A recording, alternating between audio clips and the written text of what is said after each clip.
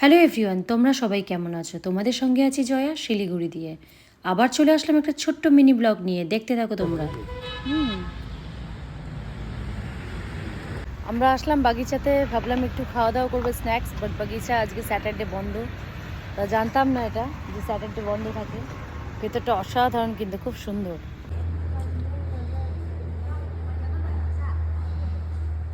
ঠিক বাগিচার এই যে বাগিচা ওই সাইডে, বাগিচা দারুণ। হ্যাঁ, বাগিচাতেই এসেছিলাম, যেহেতু বন্ধ রয়েছে তার জন্য ডিলাইটে আসলাম। বাট ডিলাইটে ফার্স্ট টাইম আসলাম, কিন্তু অতটা সেরকম সাজানো গোছানো না, কিন্তু খাওয়ার দাওয়াটা ঠিক আছে, কিন্তু খুব কস্ট বেশি। একটা নুডলস 350 টাকা দিয়ে শুরু। এই যে বাইরেও বসতে পারবে, ভেতরেও জায়গা আছে, আর আউটসাইডে ওই একটুখানি জায়গা আছে বসার। চলো তাহলে ভেতরে যে একটু দেখাই। এই দেখো, প্রথমেই তো দুটো ডগি রয়েছে, দেখো, একটা সাদা একটা কালো।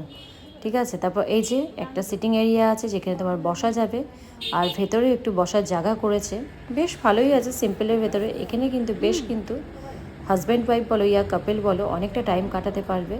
আর বার্থডে ইয়া কোনো অ্যানিভার্সারি সেলিব্রেশনের জন্য বেস্ট জায়গা।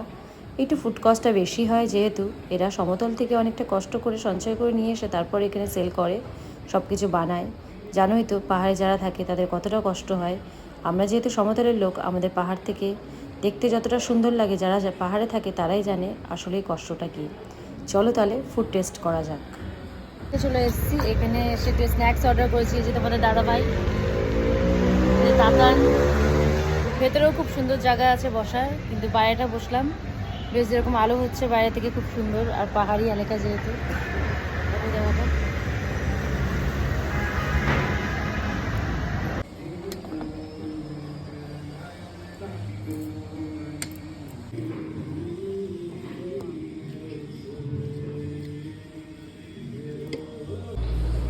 কেমন, টেস্ট কেমন, কেউ টেস্ট কেমন?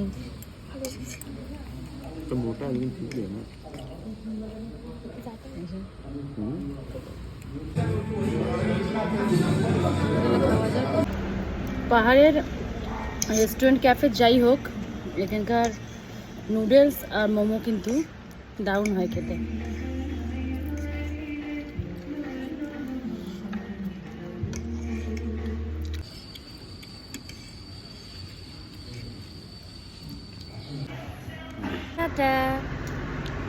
আমাকে ডেকে দিয়ে চলে যাচ্ছে ওরা, বলছে তুমি এখানে থেকে যাও, আমরা চলে যাই সমতলে, বুঝেছো?